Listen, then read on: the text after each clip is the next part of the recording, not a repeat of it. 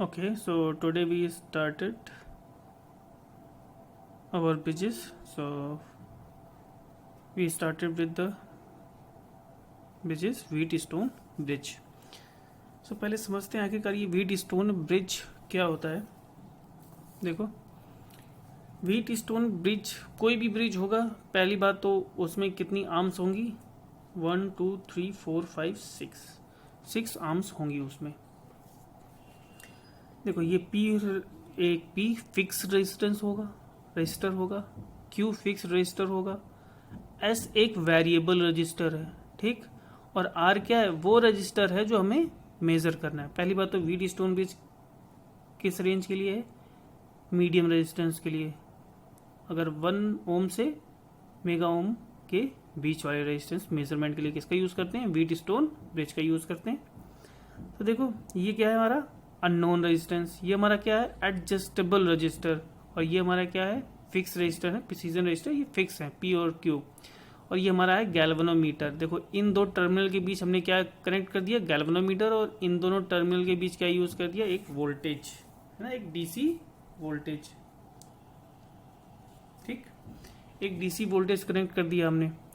तो ये हमारा क्या हो गया, एक ब्रिज बन गया. अच्छा अब देखते हैं इसे कैलकुलेट कैसे कर पाएंगे, क्या प्रोसीजर करते हैं जिससे जिससे कि हमारा कैलकुलेशन होता है. देखो पहले हमने ये सर्किट मिल गया और आर यहाँ पर लगा दिया. अब देखो यहाँ से वोल्टेज सप्लाई करेंगे तो कुछ करंट का फ्लो होगा गैल्वेनोमीटर में, लेकिन हम देखो क्या लिखा है, फॉर नल डिटेक्शन. हमें गैल्वेनोमीटर में हमें एक ऐसी सेटिंग करनी पड़ती है अपने ब्रिज में ताकि जो ये करंट का फ्लो हो वो I इक्वल टू 0 हो. क्या हो, I इक्वल टू 0 होना चाहिए हमारा करंट. जो गैल्वेनोमीटर में करंट हो, मतलब गैल्वेनोमीटर की रीडिंग कितनी आनी चाहिए, 0, नल डिटेक्शन आना चाहिए, कुछ कोई भी करंट का डिटेक्शन ना हो. तो लेकिन जब हम पहले सप्लाई करेंगे तो पहले तो ये सिस्टम, क्योंकि रेजिस्टेंस हर बार चेंज करेंगे जो हमें मेजर करना है, एक ही रेजिस्टेंस तो थोड़ी ना मेजर करेंगे हर बार, एक रजिस्टर हर बार एक ही नहीं मेजर करेंगे, हर बार अलग अलग होगा, चेंज करते रहेंगे. तो पहले क्या करते हैं, हम G के पैरेलल में एक शंट रेजिस्टेंस लगा देते हैं.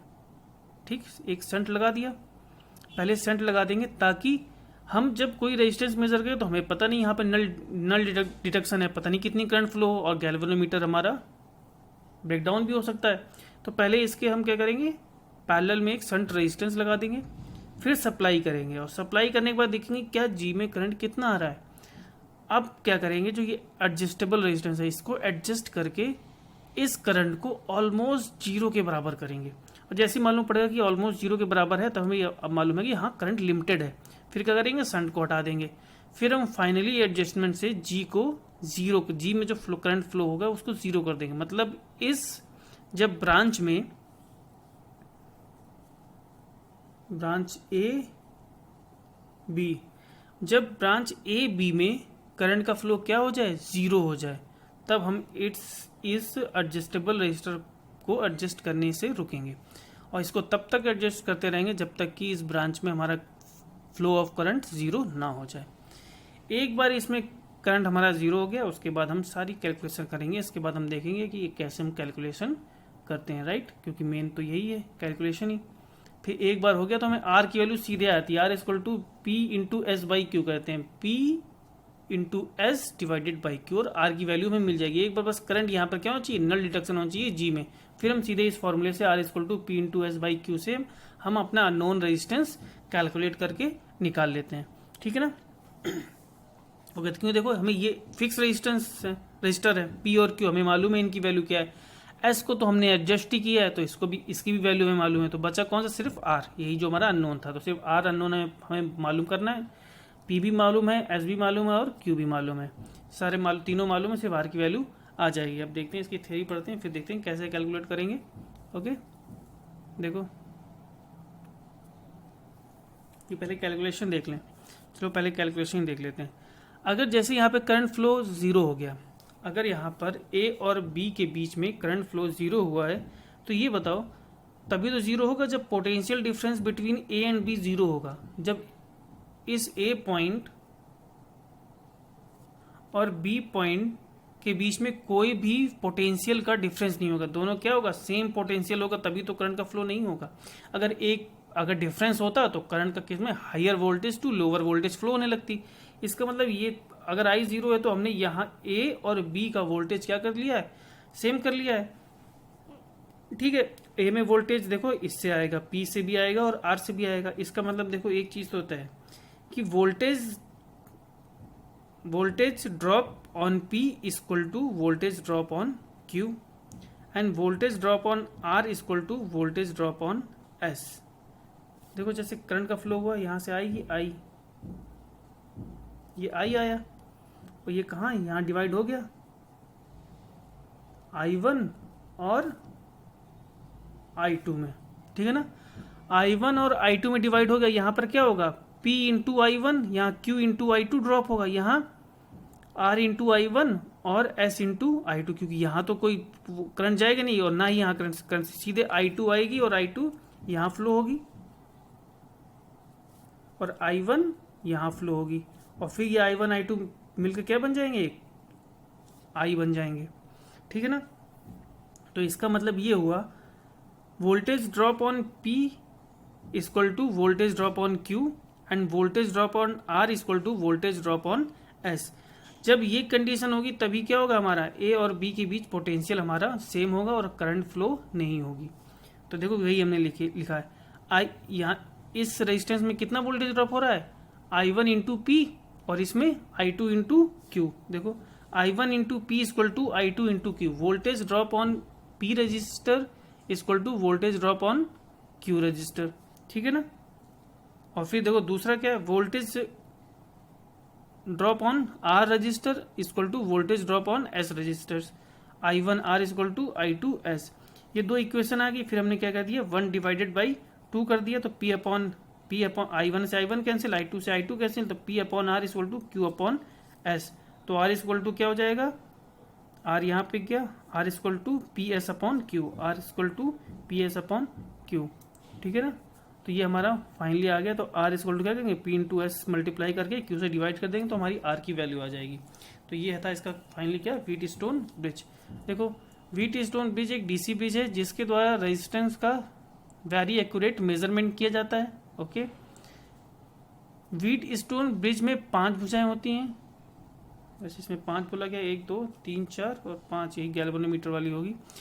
5 भुजाएं होती है जिनमें एक में अननोन रेजिस्टेंस R होता है, अननोन रेजिस्टेंस R होता है, जबकि शेष 3 भुजाओं में से 2 में precision register P and Q तथा चौथी भुजा में एडजस्टेबल रजिस्टर S होता है। 2 में क्या है, P एंड Q है ना, प्रिसीजन रजिस्टर यानी फिक्स रेजिस्टेंस है, और S में क्या है, एडजस्टेबल रेजिस्टेंस है, एडजस्टेबल रजिस्टर S होता है। ब्रिज में 2 अपोजिट पॉइंट पर सप्लाई कनेक्ट की जाती है, 2 अपोजिट पॉइंट पर सप्लाई कनेक्ट की जाती है, जबकि शेष 2 अपोजिट पॉइंट के बीच गैल्वेनोमीटर G कनेक्ट किया जाता है।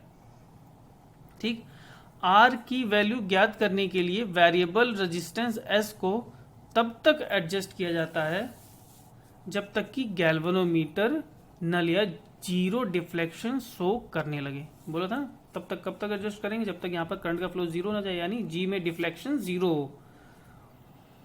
शुरू में गैल्वेनोमीटर